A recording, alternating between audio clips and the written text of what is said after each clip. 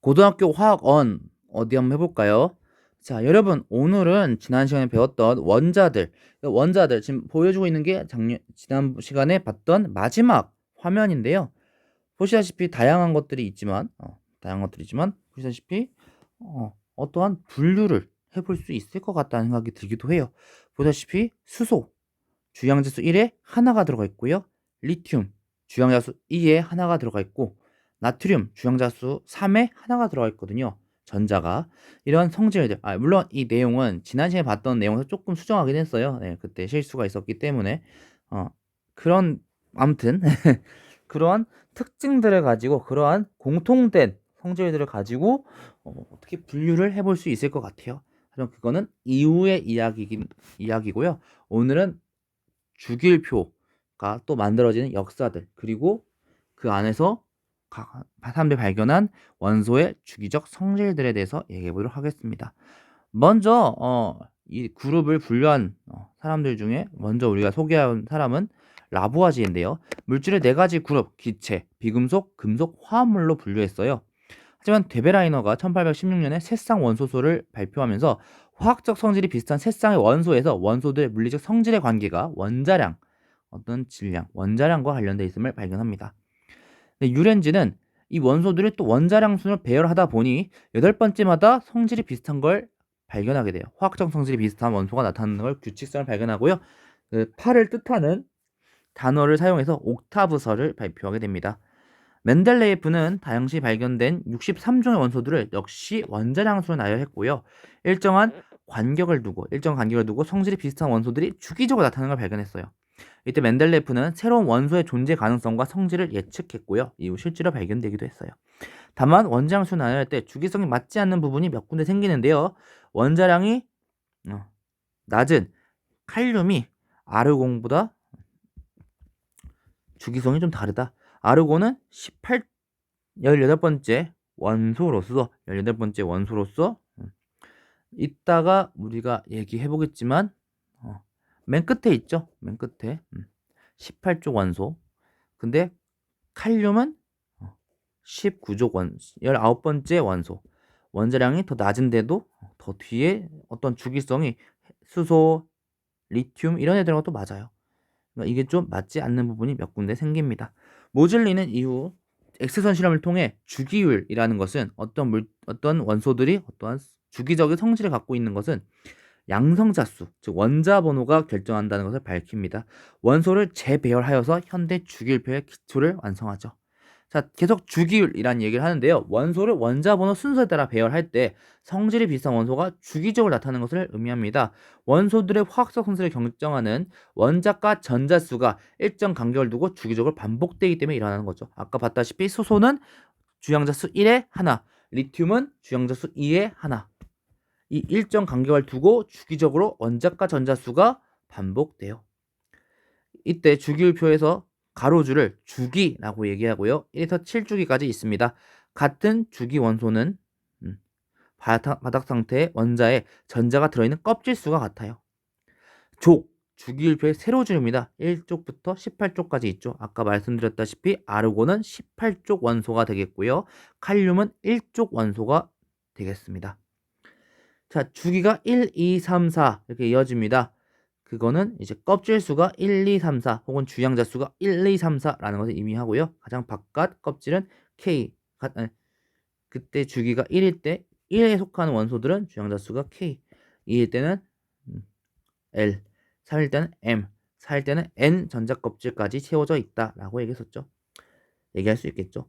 그리고 그때 원소 수는 그 K 전자 껍질은 2개까지, L 전자 껍질은 8개까지. M에도 8개, N에도 8개. 그러니까 전체적으로 보면은 주양자 수 2까지. 그러니까 2주기에 속한 마지막 원소는 전자가 10개가 있겠네요. K에 2개, L에 8개. 자, 그 원소들을 크게 두 가지로 나눠보겠습니다. 대체로 열과 전기 전도성, 그리고 뽑힘성이라고 할 수 있는 연성과 퍼짐성이라고 할 수 있는 전성이 높은 금속 원소. 전자를 잃고 양이온이 되려는 경향이 있고요. 비금속 원소는 대체로 열과 전기 전도성이 낮은 탄소, 흑연은 제외하고 나머지들 열과 전기 전도성이 대체로 낮고 전자를 얻어 음이온이 되려고 하는 경향이 있는 비금속 원소들, 크게 두 가지 나눠집니다. 특히 비금속 원소들 중에서도 18쪽 원소는 전자를 얻어 음이온이 되려는 경향은 없어요. 그건 다음 시간에 우리가 결합을 얘기하면서 좀 더 자세히 얘기해 보도록 하겠습니다. 자, 그래서 주기율표는 이렇게 나눠지게 돼요. 그리고 그때 금속 원소는 전자를 잃고 양이온이 되기 쉬운, 그리고 그 비금속 원소들은 18쪽 원소를 제외하고는 전자를 얻고 음이온이 되기 쉬운 아이들이에요. 네. 이 얘기, 전자를 잃기 쉬우냐, 전자를 얻기 쉬우냐, 이건 또 다음에 또 다른 용어를 이용해서 또 정리해 줄 겁니다. 자, 이 전자들 굉장히 어떤 주기성을 띠게 되는데요. 먼저 볼 주기성은 유효 핵전화예요. 전자의 실제로, 잠깐만요, 이게 왜 안 맞지? 어라? 현재까지는 또 이상이 있었나봐요. 네, 유효 핵전화입니다. 전자에 실제로 작용하는 핵전화로서 다전자 원자에서 전자와 원자핵 사이 인력은 전자들 사이의 반발력에 서 또 낮아지게 돼요. 실제로 원자가 잡아당기는 만큼 전자가 잡아당겨지는 것이 아니라 전자들 사이 또 반발력에서 또 낮게 돼요. 그래서 실제로 작용하는 핵전화를 다시 얘기해 줘야 돼요. 전자는 양성자 수에 의한 핵전자만큼의 인력을 작용하지 않습니다. 같은 주기에서는 원자 번호가 클수록 원자과 전자가 느끼는 원자의 유효핵전화가 커져요. 같은 주기라는 거는 전자 껍질이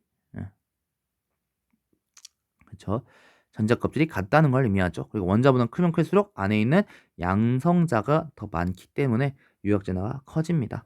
원자 반지름은 같은 족일수록 이 유효핵전화가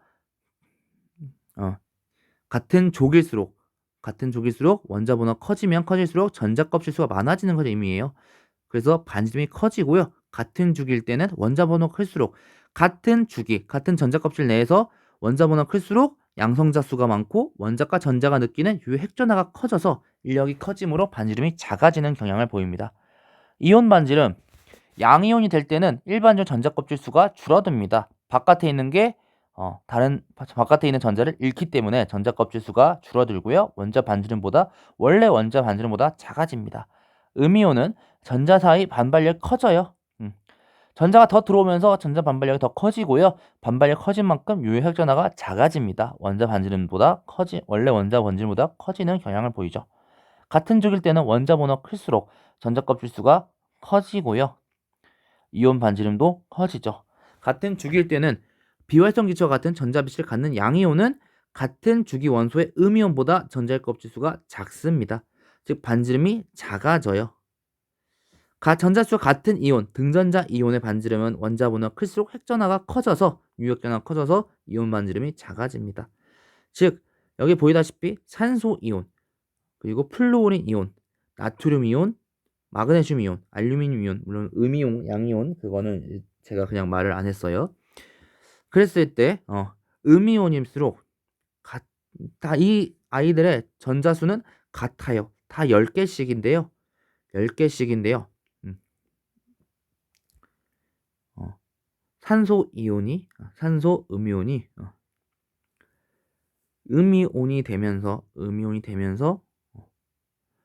원래 원자 반지름보다 커지고, 플루오린도 원래 플루오린 원자보다 커지고, 나트륨은 전자를 잃으면서 전자 껍질 수가 줄어드니까 작아지고, 마그네슘도 작아지고, 알루미늄도 작아졌어요.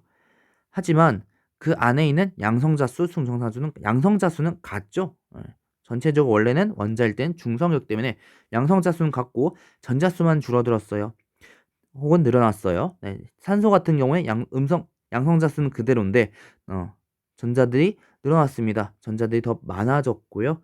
그렇기 때문에 핵전화가 더 작아요. 예를 들어 알루미늄과 비교했을 때 알루미늄은 양성자가 잡아당긴 건 똑같은데 전자가 들어들면서 반발력이 작아져서 더 많이 잡아당겨지겠죠. 그래서 알루미늄 양이온이 산소 이온보다 더 이온 반지름이 작아집니다. 자, 이러한 상황에서 에너지 얘기를 좀 해볼게요. 이온화 에너지. 기체 상태 원자에서 전자 한 개를 떼어내는데 필요한 최소한의 에너지예요. 예를 들어서 어떤 M이라고 하는 어떤 특정한 원소에서 원자에 에너지를 추가하면 이 원자에서 전자가 튀어나오게 되는 거죠. 같은 족이면 원자 번호가 클수록 전자 껍질 수가 커요. 유효액 전하가 작습니다. 유효액 전하 작다는 얘기는 밖 안에서 잡아당기는 힘이 작다는 거니까 더 쉽게 떼어낼 수 있을 거예요. 이온화 에너지가 작아지는 경향을 보이고요. 같은 주기일 때는 원자 번호가 클수록 양성자 수는 큽니다. 즉 잡아당기는 힘이 더 크니까 유효액 전하가 커요. 더 떼기가 어려워졌다는 거죠. 대체로 이온화 에너지가 커집니다. 대체로. 자, 순차 이온화 에너지예요. 기체 상태 원자에서 전자를 한 개씩 차례대로 떼어내는데 필요한 단계별 에너지예요. 차수가 커질수록 더 증가해요. 왜냐하면 전자를 떼면 뗄수록 유효액 전하가 더 커지겠죠. 전자 간 반발력이 작아지니까. 그래서 더 에너지가 더 커집니다. 특히 원자과 전자를 모두 떼어낸 후에 다음 전자를 떼어낼 때는 안쪽 껍질 전자가 떼어지게 돼요. 예를 들어 세 번째 전자 껍질 다 떼어냈어 이미. 그 다음에 떼어낼 전자는 두 번째 전자 껍질에 있는 거죠. 더 안쪽에 있습니다. 더 떼어나기 어려울 거예요. 그래서 이온화 에너지가 갑자기 커져요. 이전도 계속 커지는 경향을 보이지만 갑자기 훨씬 그 차이가 급증합니다. 순차 이온화 에너지를 우리가 계속 비교하게 되면 원자과 전자수, 얘가 몇 개를 뗐더니 여기서부터는 그 다음 전자 껍질이구나, 즉 원자과 전자가 몇 개였구나를 알 수 있는 거죠. 자, 오늘 내용은 여기까지입니다. 주기율에 대한 얘기, 원소의 주기율에 대한 얘기를 하면서 우리가 알고 있는 원자의 어떤 성질들이, 어떤 특징들이 어떠한 경향성을 띠는지 얘기해봤어요. 다음 시간에는 이런 경향성을 가지고 결합에 대한 얘기를 해보도록 하겠습니다. 오늘 너무나도 수고하셨습니다. 다음 시간에 또 계속 내용들이 이어지니까 오늘도 정리도 좀 해주시고요. 다음 시간에 뵙도록 하겠습니다. 고등학교 화학 1, 다음엔 어디부터 볼까요?